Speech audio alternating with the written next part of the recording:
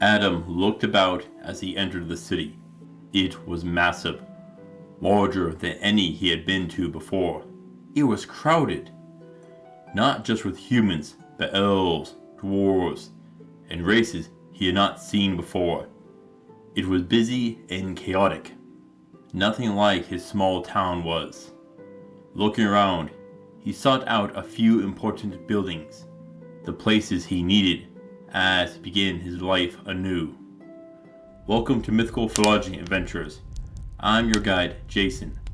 Today, I want to look at an issue which would plague many fantasy settings. How to make a city that handles many different species.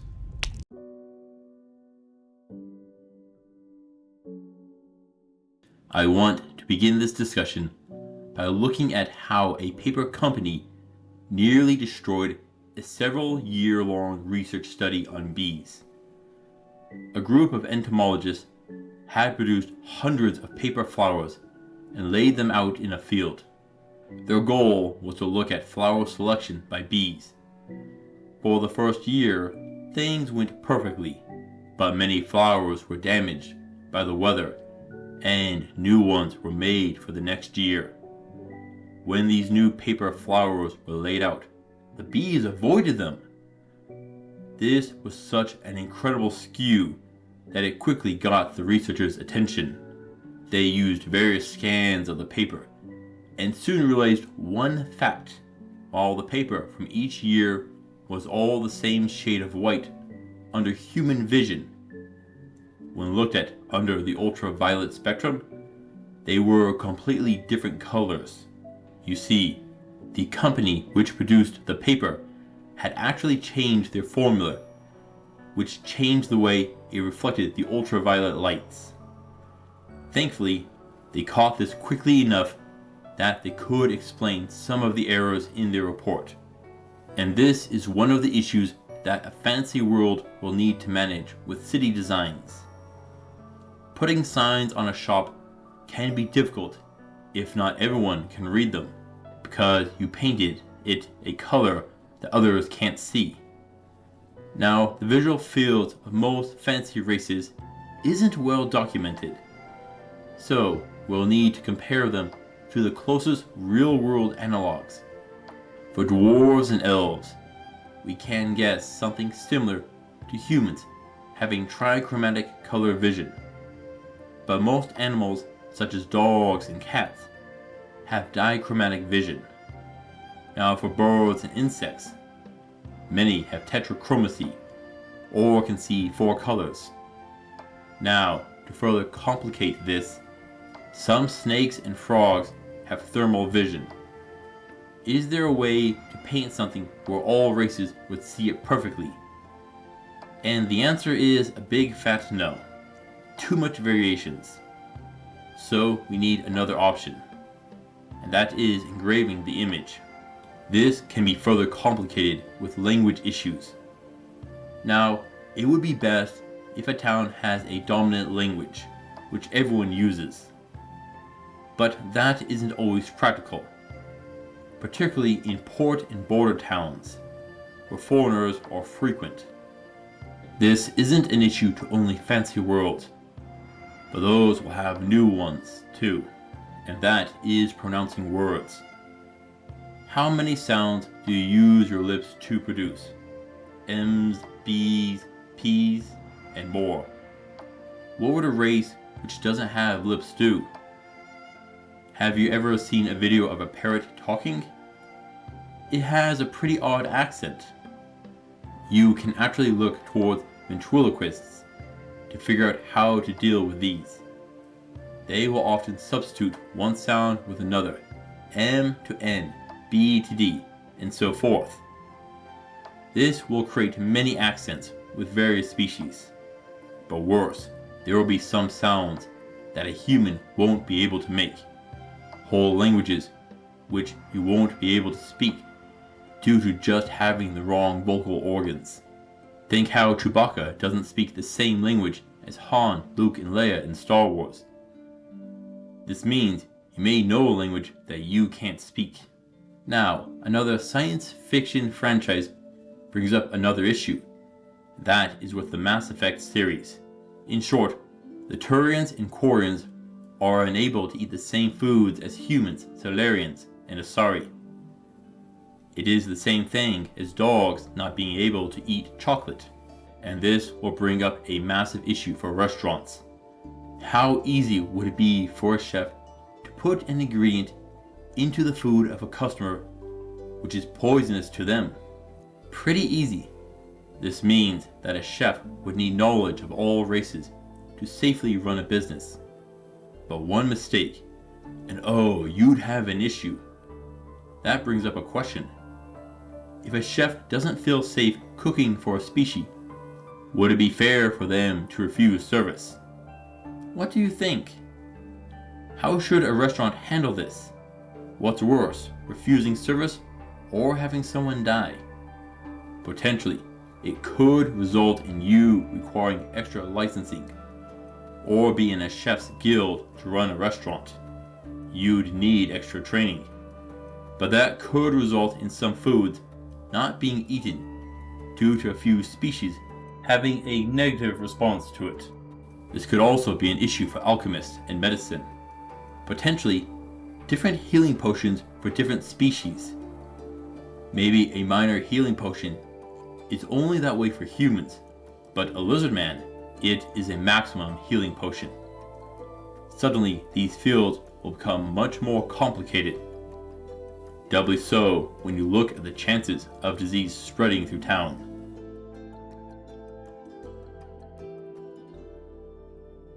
Now, buildings are going to be an issue. They are one of the defining traits of a city, aren't they? How do you build a functional building for humans and hobbits, for example? What about for races that is even taller? Let's start with stairs. The average step is about 6 inches or 15 centimeters to 7.5 inches, 19 centimeters. As for their depth, that is about 10 or 12 inches, 25 to 27 centimeters. And that gives us about 42 to 45 degree slope for stairs. For a hobbit, shorter step heights would be more effective, and they could deal with narrower steps. Yet a human wouldn't. Now guess how wide a human foot is on average. Yep, about 11 inches, the same as the step length. That could make the steps hard for humans to keep their balance, since your weight goes through your heel. So a flatter and wider step would be better. But what if we go with a quadrupedal species, like say a centaur? Now a horse can walk upstairs, but it isn't easy for them, and the same might be true for centaurs. Thus, rather than stairs, a ramp would be best. Now, there is a reason we don't use ramps in houses, and that is most ramps have a 1 to 12 ratio, or 8% grade. To go up 10 feet, the ramp would need to be 120 feet long. That takes up a lot of room to go from one floor to the next. For stairs, it is about 10 to 12 feet long to go up 10 feet. This is much more agreeable for floor plans. You'll also end up with issues on more mundane things, like door heights and chairs. Try walking into a classroom for 6-year-olds. How big are the chairs? Absolutely tiny. Yet those same chairs may be comfortable for hobbits. How will they sit at a table comfortable with humans? Yeah, booster seats for shorter races or more stool-like chairs for them might be a common occurrence. Door handles need to be accessible for a variety of heights. So rather than a knob-shaped handle, a long vertical pole system should work better. Yet what about building height? In a halfling town, they wouldn't build a tall building with 10-foot ceilings. 6-foot tall ones would more than suffice, even with chandeliers hanging down. So, what would that mean for a hobbit hotel? Would they need to always be big enough to accommodate taller races like humans and elves? What about beds? would these rooms cost more, as they would require more resources to build, and may not be used as often. And this brings up the issue of segregation. Would you have one district which caters to hobbits and dwarves due to their stature, but other parts of town which favor human-sized races? Honestly, this does seem the most practical. Unfortunately, it can quickly become too impractical to try and accommodate all the different races in a fantasy setting, doubly so when adding in non-human races or aquatic races. This would place the challenge of finding rooms on the traveler and could lead to issues of discrimination and animosity all around. But inns might have a way around.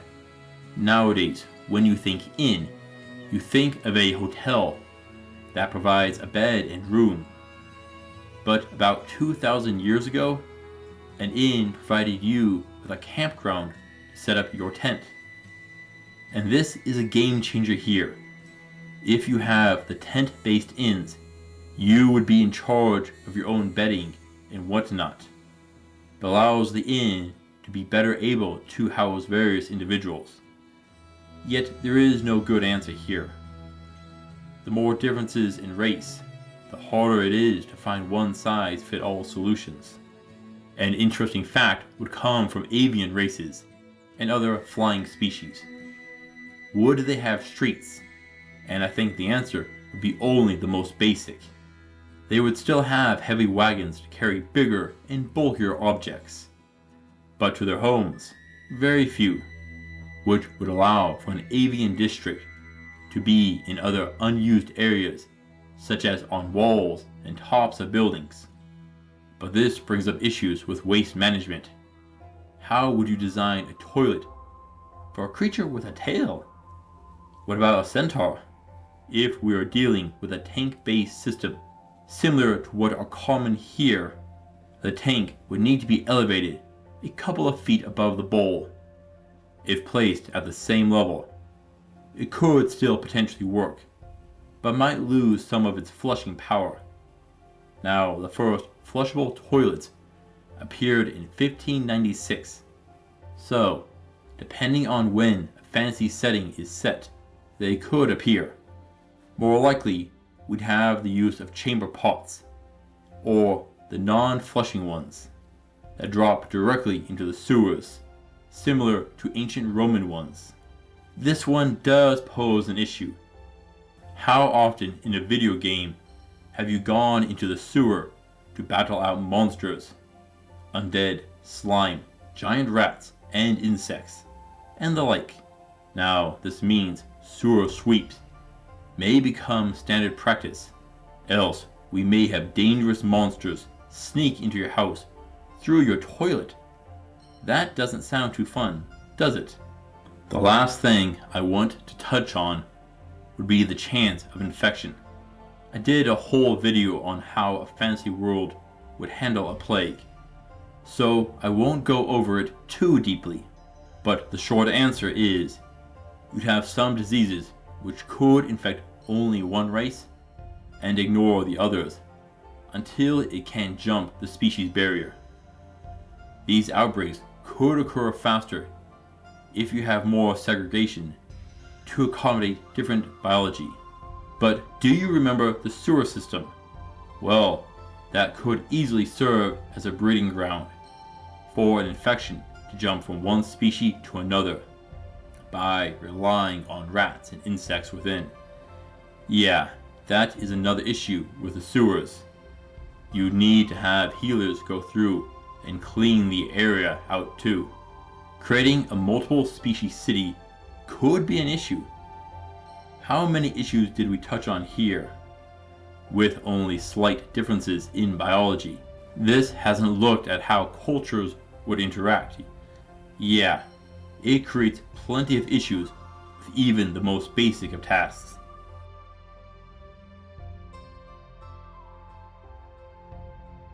Adam stepped into the Adventurers Guild and headed to the counter. All around, skilled warriors and mages sat and talked. A few eyed the newcomer, already making their judgments of his abilities. He was green, and they could see it. His bravado didn't fool them as he filled out the form. They'd find out the true him before the year's end. Brimming with confidence, Adam went to work. He'd prove them, or so he thought. Thank you for watching, adventurers. I know this is an odd topic, but can influence world building. Please return next time, where I want to recover an old topic, the slime. Until then, I'll see you on the roads.